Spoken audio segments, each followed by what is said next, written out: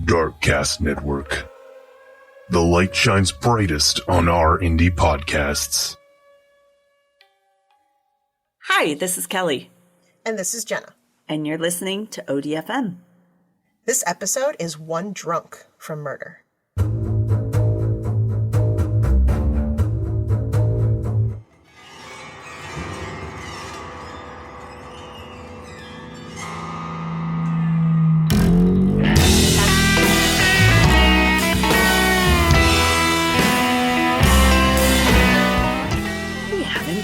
Drunk. We haven't done drunk. Oh, and also fitting that you just came from the bar. I can't, it's not me. I am drunk. What? I'm not quite there, but had a couple. Right. All right. We'll make it more fun. And we've got to talk like a little update because we heard from our friend Jamie who owns the pig farm. Oh, yes. To go back to the devourment. Yes. One devourment from Murder with Susan, Monica, and Susan, her pigs. Lovely little hungry lovely piggos. Little pets. So heard back from my friend because she did hear it right away. She's like, I heard my name mentioned. Yes, it's like, so do pigs build houses with bricks? But she didn't have that answer. No? She did say though that when she was training on how to take care of her pig arm. Do you have a pig? Shark arms. Pig farms. Now we have pig arms. Her pig farm, she was training with a large hog farmer. And he said he never goes without his sidearm because a pig can pick a person apart in 7 minutes to bone. Dude, so leaving someone in there for days or what was it, 2 weeks the one time? That might be over. That was overkill. Much. Yeah. And I'm surprised there was anything left for her to bury. But anyway. So he takes a gun with him everywhere. Damn. And she does say that her pigs like to nibble toes. So I was like, cutely or like to the bone? I don't think she's given him enough time to find out. Like when someone's like, oh, he gently nibbled my ear, or like he actually bit. Like, he actually was very hungry. He's like, I need to get a taste for this. Oh my God. Also, then she didn't have to remove anybody's clothes either. Probably not. So and you don't need, and pigs can't hold axes. That was the other thing. No, they cannot hold an axe. Okay, so we do have confirmation that was a lie. That Susan Monica had some involvement. Right. In their death. Jerry Springer has determined that is a lie. That was Monty. No, not Monty Python. Oh, wait. Monty Python. Montel Williams. Monty Python. It started with an M. That's all I could tell. Montel Williams has determined. 'Tis but a flesh wound. Yeah, well. Anyway. Okay. Let's hit it with your episode. I'm very excited. All right, let's go to that. Not pull Kelly from a bar. Oh, God. Okay, right. Little tangent. Okay, here we go. This is a more recent story. Meredith Lane and Spencer Hight met when they both attended the University of Texas in Dallas in 2009. Oh, we're almost to the right decade. I know, right? At the time, Spencer was 25 and he lived in the apartment below Meredith, who was 20. Cute. Okay, so that's convenient. Right? So, you start to see each other in the hallways and you make little flirty comments. Kind of cute. Oops, I got a piece of your mail. Oops. We're having drinks. You should come by. It was all good, right? Cute. Spencer told a friend that he and Meredith had a chemistry between them. Ooh. Right? Damn. And within months, Meredith told her parents that she found the guy she was going to marry. Oh. Even though she was 20, maybe 21 at this point, she was... Whoa. I got it. She's on it. Wow. She was on it. Okay, cool. And 2 years later, Meredith and Spencer were married. Wow. So she called it. She did. Officially, they were married in Collin County, Texas in September of 2011. But the following year, they actually exchanged vows in front of all their friends and family on a Jamaican cruise. Oh, yeah. Right? That sounds good. And several of their close mutual friends from college stood up in their wedding, including James Dunlop, who was Spencer's best man, and Ryan Morgan, who was a groomsman. He spells his name really cool. It's Rion, Ryan. Oh, yes. One of my friend's daughters has, her middle name is spelled like that. That's pretty. That's cool. All right. So everything's great, right? Cute. I like it. But this is a murder podcast. So, so it doesn't last. So shit's about to go down. Damn. So it seemed like a match made in heaven. Meredith documented their happiness on Instagram. There were pictures of home-cooked meals, watching Games of Thrones together, it always attending looks concerts. So perfect online. Oh, yeah. Yes. Plus you got filters. Everything looks great. You put the filters everything's on. great with filters, yes. Shit, right? Give me a filter life, bitch. Meredith loved to cook, and she was apparently a great cook. She was a good hostess. She liked having people over. So she and Spencer often had people over for dinner or drinks, or, they hosted things at their place, right? That's a pressure. Well, I guess if you like it. You're good at For me, I'm like, oh my God. I know. I stress out so much and then I can't have any fun. Yeah. Right. So in 2015, she posted a picture of herself with Spencer and wrote, "Pretty much what I live for." Aww. Right? This is all. Yes. It's a little, okay. A little too good. Mm-hmm. So Spencer took a contracting job at Texas Instruments as a software engineer in Dallas. For those really crazy calculators that we all the had. ones with like 500 buttons, but you only know 3. You only use like right? 3 of them. And that one class you have to have it for so that you can spell boobies upside down. Absolutely. That is their only good use. Yeah. Oh, God. Which my Gavin has already shown me he can spell boobies on a calculator. Proud moment. Oh, they Proud grow up mom so moment. fast. When you're like, oh, he's gotten there. Look at that. You got the boobies. Oh. Oh, God. Okay. So Spencer's got this job in Dallas at Texas Instruments, and Meredith worked for Coca-Cola Southwest Beverages in Fort Worth. They're both doing really good. Free Coke for life. Oh. Right? You think of it that way. Probably. I mean, the Budweiser plant here, all my friends that work there get at least a case a month of free whatever they want. What am I doing? Wait, did it wrong. I need to reconsider my career. For real. I mean, honestly, the money that I would save in buying Diet Coke would probably offset whatever salary they paid. Right? Damn. And Budweiser here, so they make the canned margaritas, but why can't I think of what they're called? Yeah, they're canned margaritas. And they make them at the Budweiser plant here, so you can get those for free. A whole case of them. Okay, those are good. I really do like those. I do too. Those Anyway, are really sorry. good. Okay, tangents. So I should change my drink. Kelly was drinking today. Let's put that in there again. Okay. So the couple purchased a home together in 2015 in Plano, which is about 30 miles north of Dallas. Okay. So they're in a suburb of Dallas, and they have their first home, and they've been married for a couple of years. I mean, this is all... Yeah, they're going in the right direction. This is all good. Why am I telling this story? Yeah. Are we done yet? What? Right? Well, it's shortest episode ever. The end. The end. Happiness ever. Forever. But, there's a but. Shortly after purchasing their home, Spencer lost his job. Oh, shit. Right. But he's a software engineer, right? He should be able to find... You can go anywhere. Right. Meredith was very supportive and gave Spencer time to find another job. Okay. But the strain of shouldering the mortgage by herself did take a toll. Strawberritas. Limeritas. Cocaritas. Sorry, I remembered. Sorry to interrupt. God. Okay, it took a toll. I remembered. Oh my God. Oh my God. Also, the strawberritas are really good. Really those are my good. favorite ones. The cocaritas. Okay. Okay, anyway. Okay. It took a toll. Okay, but Meredith's doing the whole mortgage by herself. And she's... Oh, damn. I mean, she's in her 20s still, right? She's 20... Okay, she was 20 in 2009, and this is 2015, so she's, what, 26? Yeah, so she's pounding right? Diet I mean... Coke at this point. She's right. just like... Right? She's like, this is what we're having for Stress is breakfast, getting lunch, and dinner, because I get it for free. Okay? Would They you are like a running Coke on product? caffeine and sugar. Yes. A friend described Spencer as a free-spirited guy who loved dogs, art, and the Renaissance. Perfect. But he was also known as a party animal who drank a lot. And when he drank a lot, he had a short temper.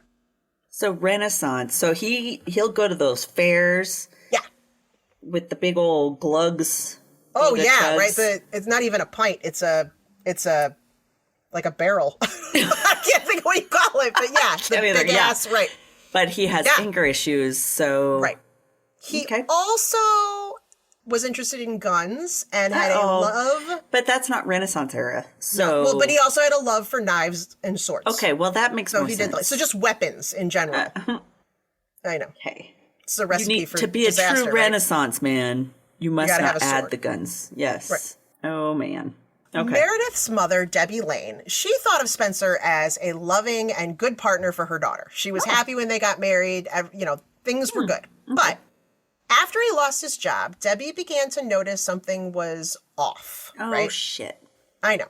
When her parents would come to visit, Spencer no longer joined them. He would go retreat to his room and go on his computer. Weird. Right? Yikes. Yeah.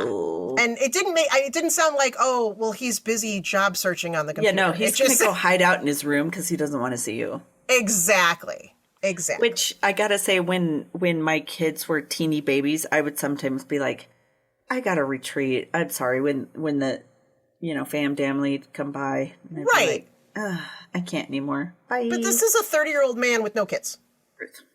Who just can't, have dinner with his... Yeah. So come on, suck it up, bitch. You got all the Coke you want. Right? Yeah. So, right, exactly. We have Coke coming out our ass, okay? So drink a little Coke, you'll feel better. Wait, you're bitching. So Spencer started complaining to friends that Meredith was hounding him to find a job.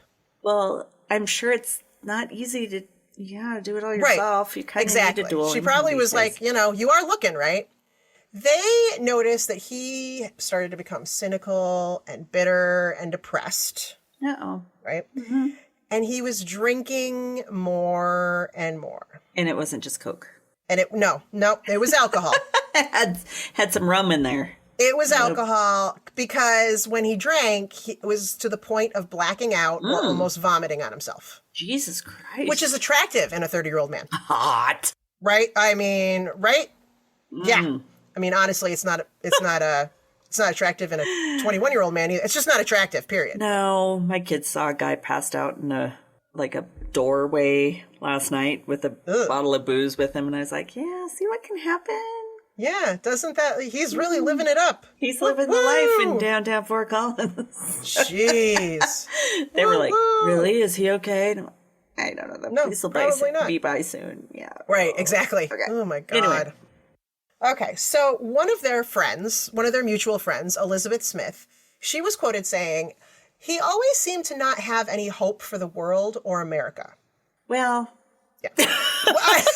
But see, this is back in 2015. This was before the shit hit the fan. This was before we knew there really was no hope. He was ahead of his time. He was a prophecy maker. He was really ahead of his time, right? She said everything was shrouded for him. It was very rare that I ever saw him truly happy. My. Okay. Right. Yeah, he's what they call it, a soothsayer. He was seeing the future. Oh, is that what it is? Okay, something cool. Like that. All right. I don't know. Elizabeth, however, said this about... fun.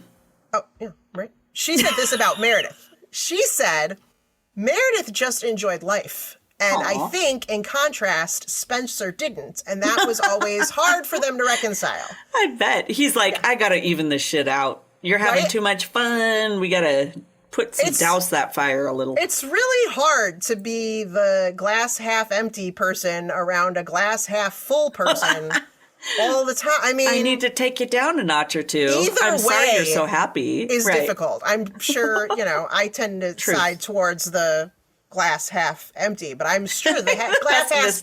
Right. I'm sure that... My half-ass glass was... yeah. I gotcha. Either way, I'm sure it's got to be obnoxious the other way, too. Like, really for annoying. The love of God. It can't all be awful. Yeah. Right. So, Meredith and Spencer began to kind of drift apart. Like, obviously, they weren't handling this well, right? But divorce was something that neither of them took very lightly. They weren't like, Okay, nope, that's good. it, we're not working out. So they went to counseling to save their relationship. Wow.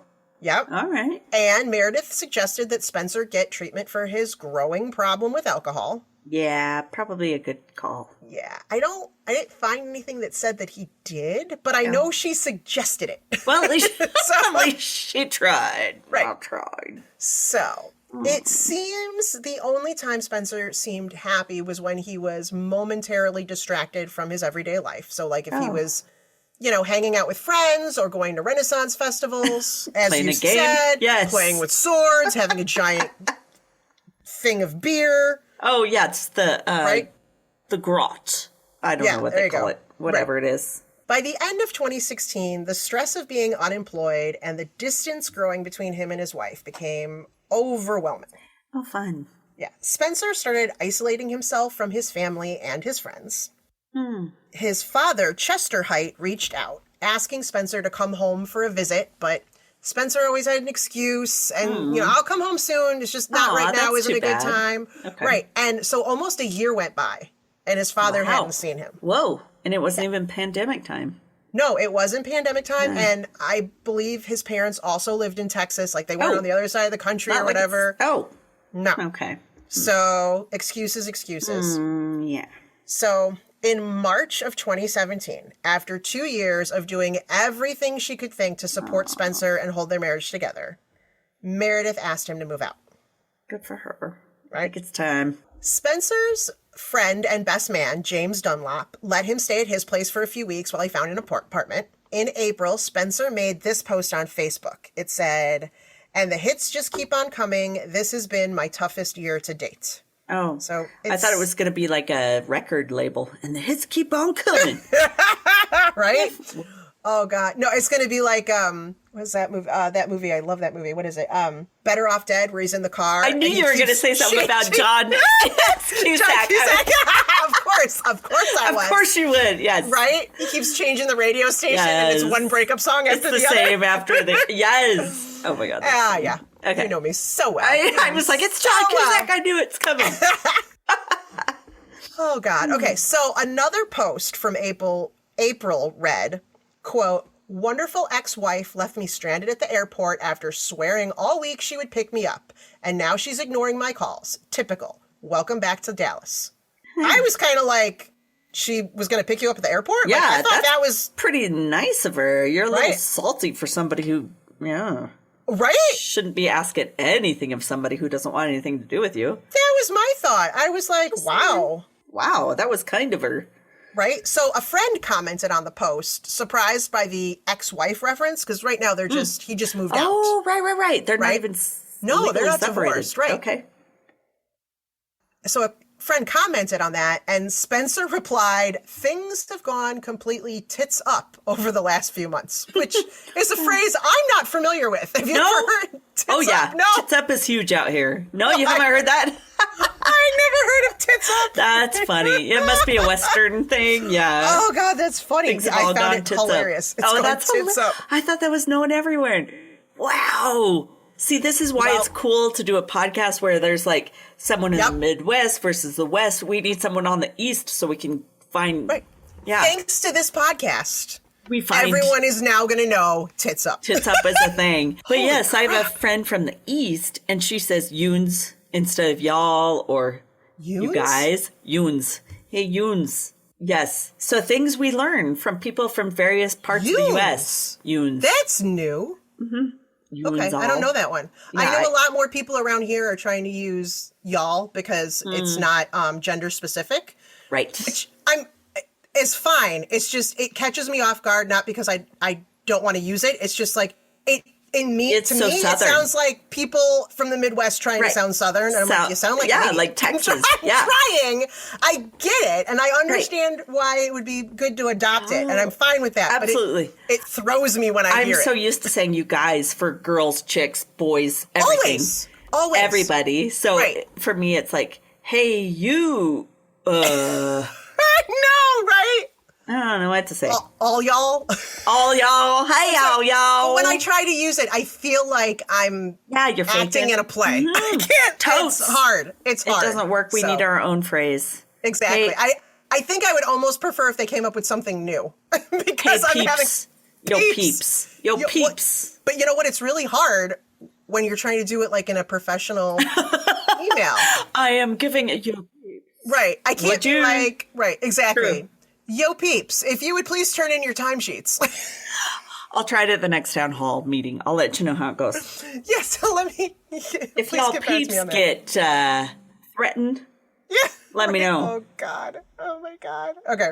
Okay, so, right, so tits up. That's where we left Tits off. up. How could I That's forget? funny that you didn't. That's been. Never heard of it. It's a huge thing for frat boys too, because I remember it from college. Things all Shocking. went tits up. Yeah, That shocks me. yeah. Well, said balls down. Maybe that's things went balls down.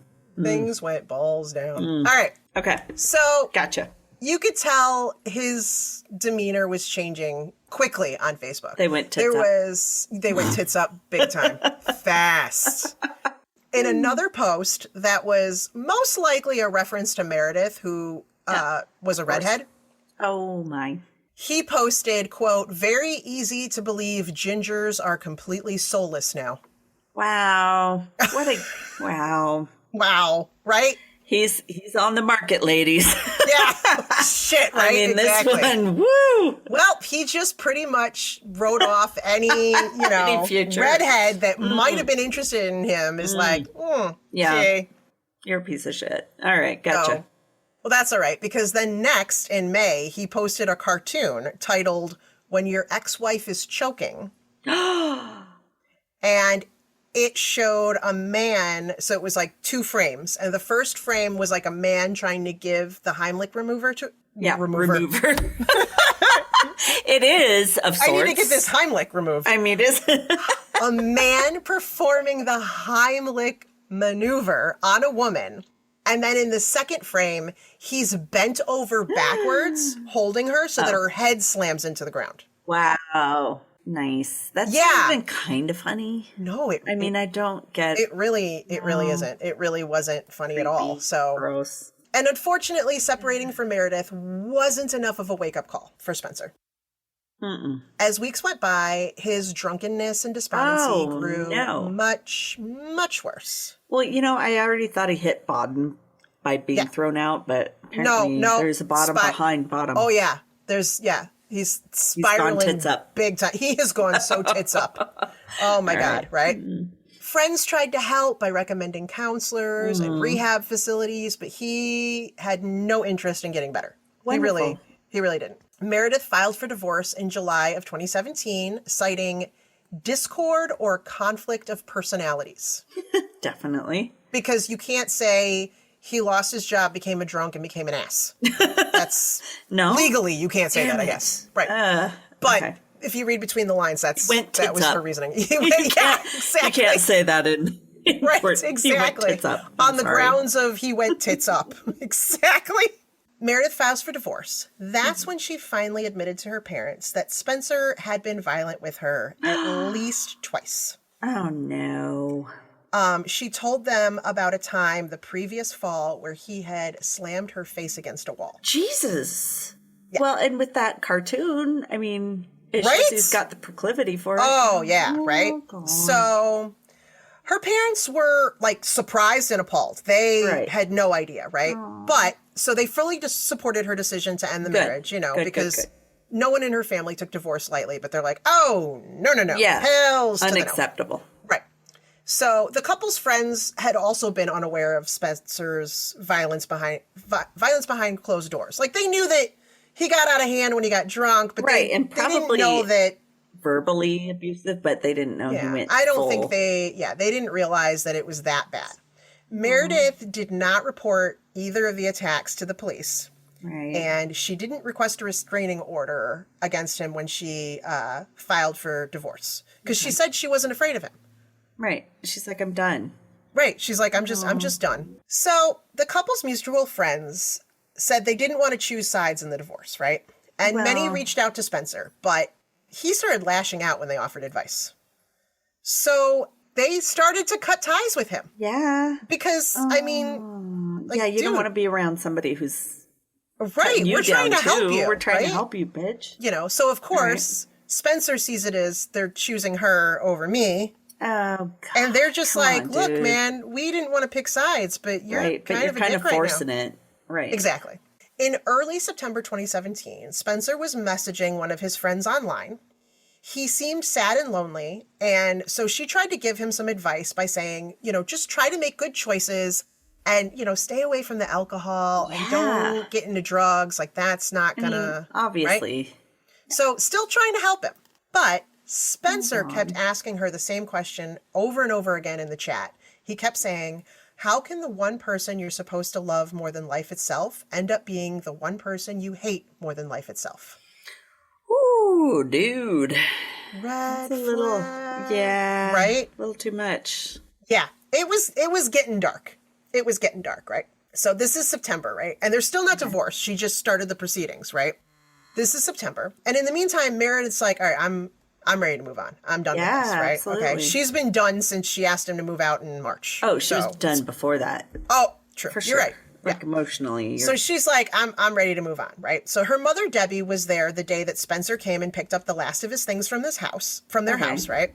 Good. And she was planning to host friends that Sunday to grill and watch. The Dallas Cowboys were playing the New York Giants. It was like the first NFL game of the season. Nice. She was doing a barbecue. This was going to be like the first time she was hosting something without her husband. Oh. Yeah, she was psyched. This was you know, out with the old, in with the new situation. Yes. So her mom was there helping her arrange some new furniture that she had bought. Nice. And Debbie noted that Meredith seemed happier than she had in years.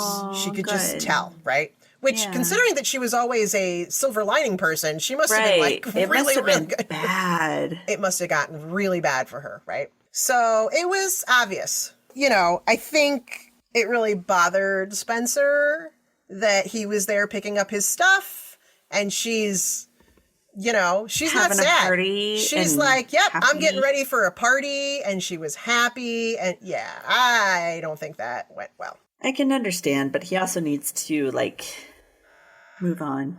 Yeah, take responsibility for his own shit. Realize that, okay, this is over. Let's find some happiness again. Right. Okay, but no, he doesn't, he's not he's not there, man. He's not there. On Sunday, September 10th, at around 11 p.m., or I'm sorry, at around 8 p.m. 11. Where did I get 11? I don't know. I just pulled that out of my ass. Let's move forward. Right, exactly.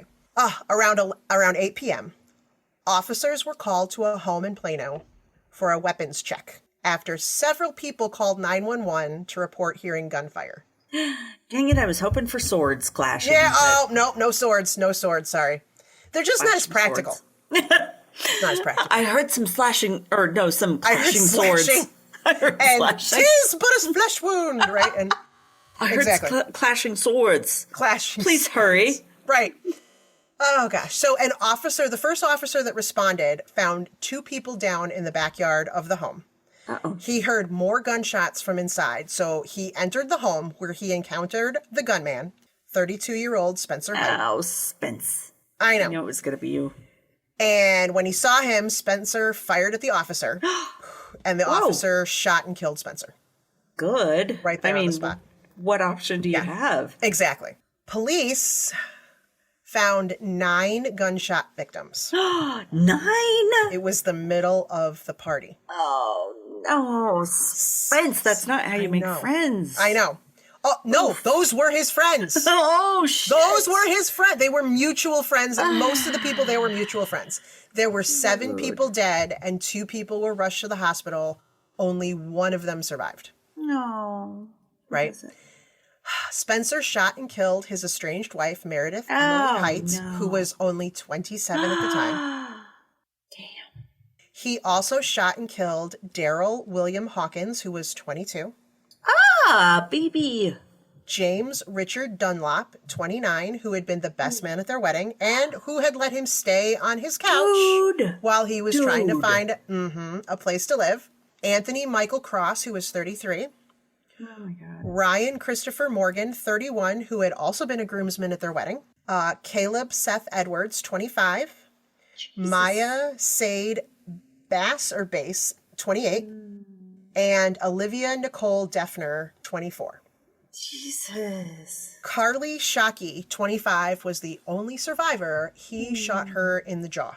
Oh my God. So she's fucked for life. I mean, her face is messed up for life. Yeah. Oh, yeah. And she was in the hospital for a very long time. What a right? own friends, dude. They were all his friends. I can't. I can kind of understand your spouse because you've had so much shit you've gone through, but your own fucking friends. Come on. He did. Yeah. He took out the party. He took out the party. Took out the party. A witness. Sounds like a song. He took out the party. He took out the party. Oh, jeez. That's a terrible song. That's a bad song. Wow. A witness named Crystal Sugg told reporters that she saw an altercation involving a woman and the shooter at about 7:45 p.m. What she said to a reporter was, a man was arguing with a woman. They were standing outside and they were arguing. That's right. That's what you just said. Okay. As they were arguing, you could kind of hear little pieces of it, but you really couldn't. And as they were arguing, the woman was trying to go back in. And as she was going back in the house, you see the man pull out his gun and just start releasing. At least do a knife so they have some Oh my God, chance. Right? She said, so as he released, I ran back in because I didn't want to get hit by nothing. But he just started letting them go. Wow. Right? Several people in the area called 911 and reported hearing 30 to 40 shots. Jesus, what's in it? Like a semi-automatic or something? One of them was, an autopsy report later revealed that Spencer's blood alcohol content at the time of his death was 0.33, 4 times the legal limit. Yeah, because his tolerance is so high. Right? Holy shit. I'd be dead. Most other people wouldn't be able to stand or aim. No. Oh my God. This is like his usual. This is everyday. Exactly. This is his everyday. All right, so we're not quite done. Oh God. Investigators discovered that just before the shooting, Spencer had been drinking at it's a local bar called Tits Up. Not Tits Up. That'd be amazing. It's called Local Public House, which is why I'm getting confused. So it was local, it was a bar, and it's called Local Public House. They weren't as inventive as Tits Up. Right.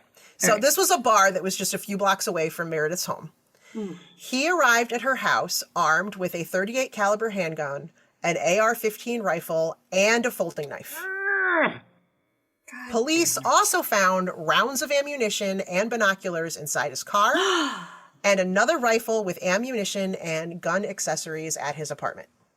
So this wasn't a last minute thing. No. A few months after the shooting, the Texas Alcohol and Beverage Commission issued a report concluding that 27-year-old bartender Lindsey Glass violated the sale to certain persons law by serving Spencer. Oh, come on. They went after the bartender and the bar. That's ridiculous. Come on. Come on. So the law states that a person is guilty of the offense if he or she negligently sells an alcoholic beverage to a habitual drunkard or an intoxicated or insane person. How do you know if they're insane? Fuck are you gonna know? Do they wear a tag? Hi, my name is Spencer. I'm insane. Like, how do you? I've gone tits up. I've gone tits. Right. There we go. There's the sticker. Hi, my name is Spencer. I've gone tits up. I've gone tits up. What? Oh my God. How do you know that someone is insane? Come on. And somebody who's like a true alcoholic, it's so hard to tell if they're actually drunk or not. Right. Why would you put that on them? That's not fair. Yeah. So this is where it gets a little crazy. So in March of 2018, 3 of the victims' families filed a lawsuit against the bar and the bartender. Oh, come on. Right? For negligence over serving Spencer, who had been at the bar twice on the afternoon of the shooting. Twice. What? Which is really weird, though. It is weird. Twice. Still, it's not their fault. This guy's a douche. Right. So during his first visit at 2:39 p.m., he ordered 2 gin and tonics. Okay. Police believe after that he went back to his apartment and continued drinking. And then he returned to the bar 4 hours later at 6:38 p.m. and ordered a Miller Lite.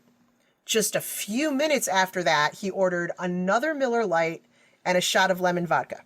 Damn. So, yeah, a few minutes?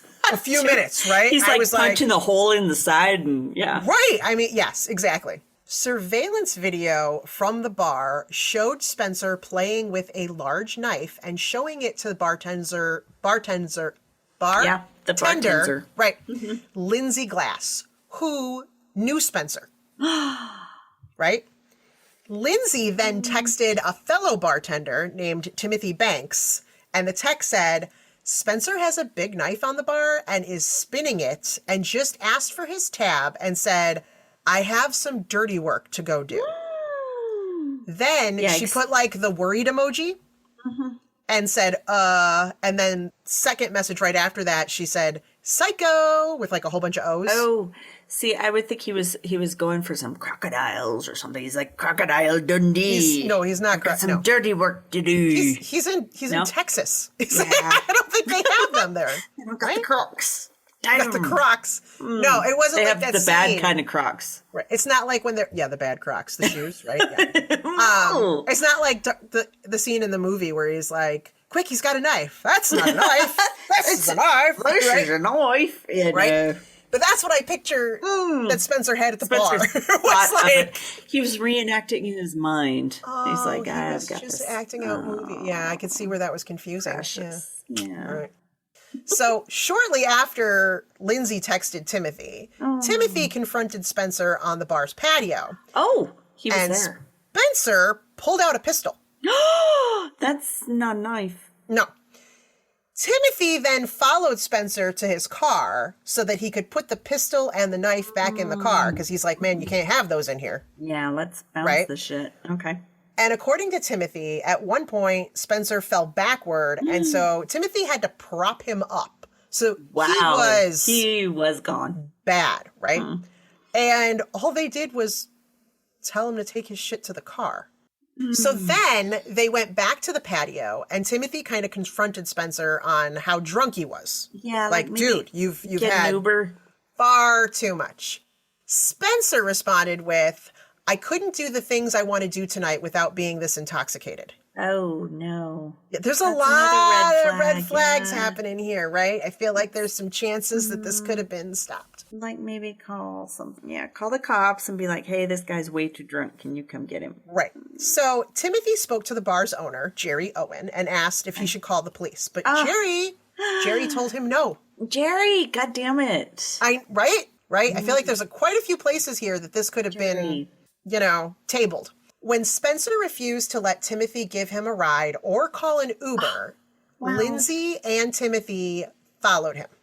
Oh, wow. They're going above and beyond. What's her face? The bartender, Lindsey. Okay, she knew Spencer and she was friends with Meredith.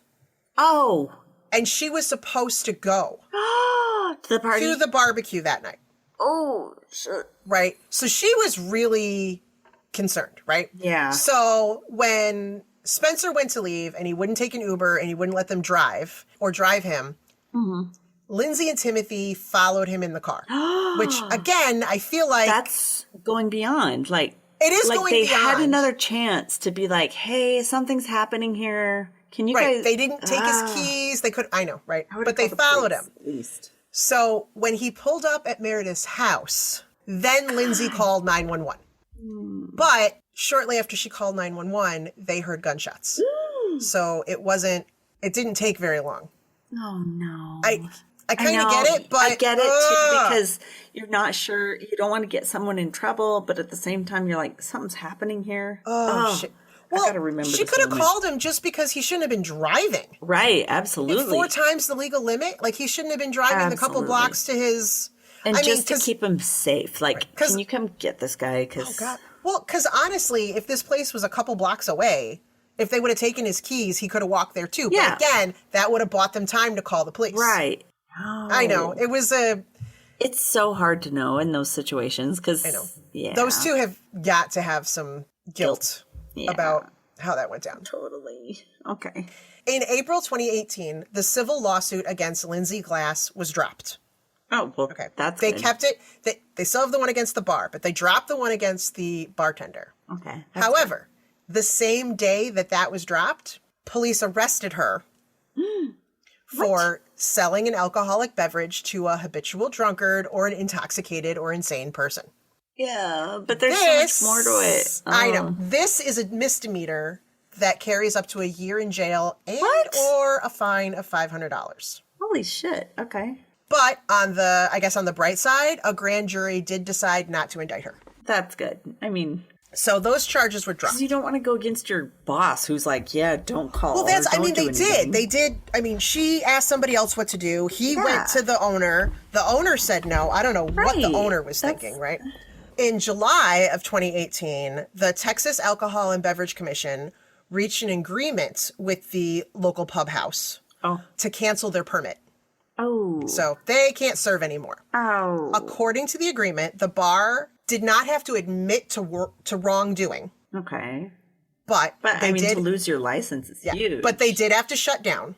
But the see? permit holder didn't have to cancel any other active permits. Meaning, if he had other bars, that was fine. It was just that one.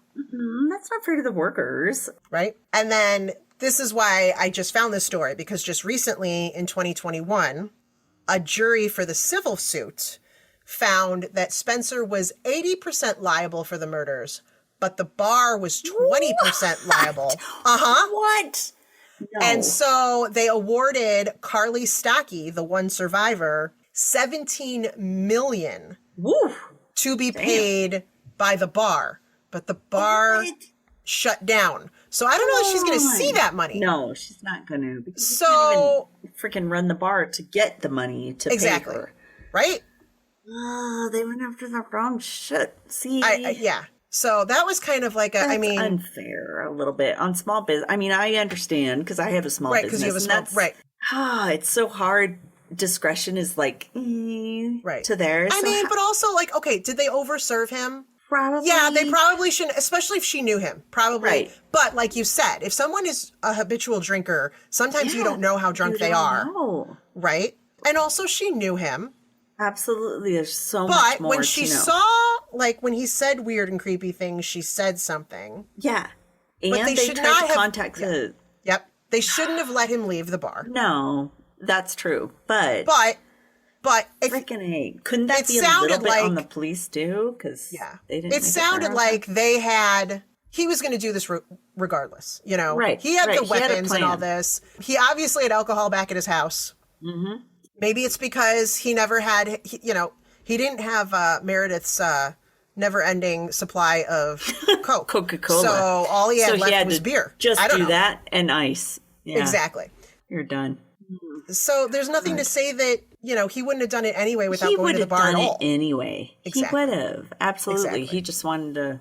The sad thing is that because he was at the bar, those people could have possibly stopped it. And that would have been nice but I don't, if they had pushed. Yeah. But I know I would be the person to give extra leeway to people because I'm nice. And that would be... Well, and you don't want to think someone would do and that. You don't want to put someone in a situation where they're going to get arrested and have a record where maybe they don't need one. Yeah, he already couldn't find a job, right? Right. So I get why. I don't know that they're liable for over-serving him. No. But I do think it sucks that they didn't. It does suck they didn't call him. or do something beforehand. A little bit beforehand they could have. Yeah, they could have just had the police be like, hey, there's a guy here. He is clearly... not okay, and is saying weird shit, and totally. he brought they could have called him. The knife they could have called just is to enough to call on. Yeah, he brought a knife and a pistol to a bar. The pistol definitely. Right? The knife's Why didn't enough, they just but call the pistol for that? Definitely, they could have. Yeah. He brought weapons to a bar. Can you guys come? But it is Texas where it's like, hey, and we're a little bit that here. Open carry state, but he was also saying weird shit. Like, danger, I got dark things to do, or what did he? I got weird shit to do, and I got to be drunk to do what I got to do tonight. Right. I mean, right.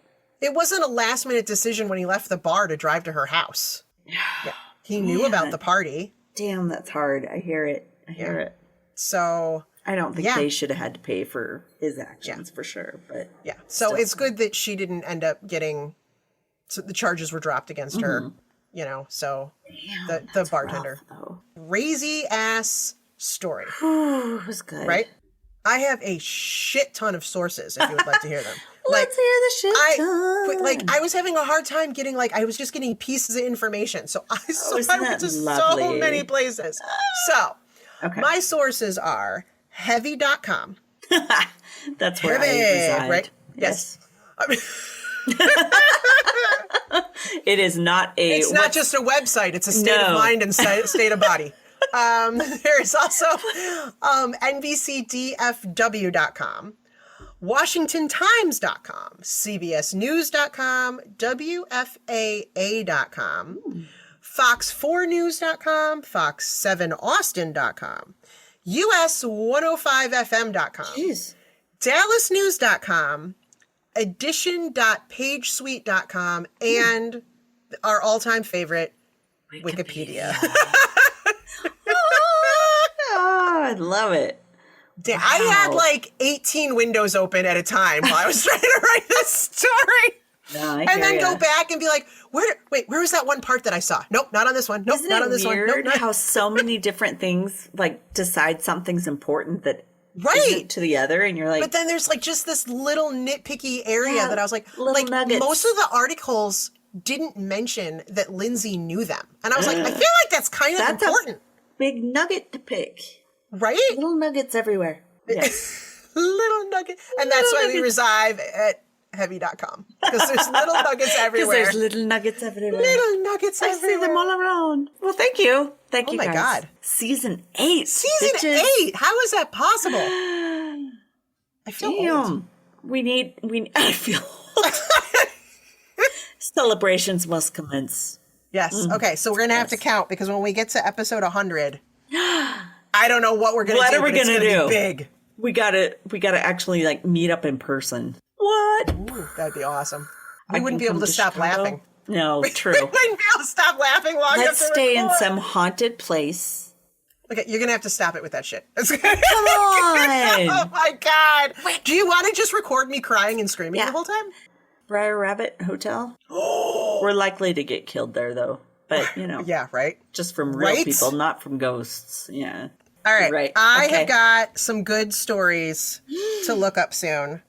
I can't wait for next week's, too, because it's a local one. And I got to look up that one mini-sode that I wanted to do because, shit, if I could get the rest of the story, I might even be able to make it not a mini-sode because it's the perfect D name too. I can't think of another time we'd be able to use this D name. So I want this story to happen. I'm willing it to happen. Oh God, somebody killed this person. It'll work. All right, cool. All right. We'll see you next week. Season 8. Holy crap. Okay. Thanks, bitches. We'll see you next week. Bye. Hey, Oddies. Thanks for listening to another episode of ODFM. If you're a longtime listener, hey, we cannot thank you enough for your continued support. And if you're a new listener, thanks for giving us a try. If you like us, please drop us a like, subscribe, or rate us so we can share our stories with more people around the world. And if you'd like more information, like links to our podcast and socials, along with our Patreon fan page, those links are all on Linktree under ODFM Podcast. That's linktr.ee/ODFM Podcast. Side note, you guys, we're obsessed with fan art, and we love making things with it, like stickers for our fans. So if you'd like us to use your designs, send it to us at odfmpodcast@gmail.com. And if we use your design, we'll be sure to send you a sticker. Thanks for listening to another episode of ODFM, hosted by Kelly DeVries and Jenna Swanson. Production and editing by Kelly DeVries. Theme music by Eric Swanson. ODFM is a satirical true crime podcast for entertainment purposes only. The stories you hear are serious and true. The comments and opinions are not. We apologize if any of our content is harmful or disrespectful.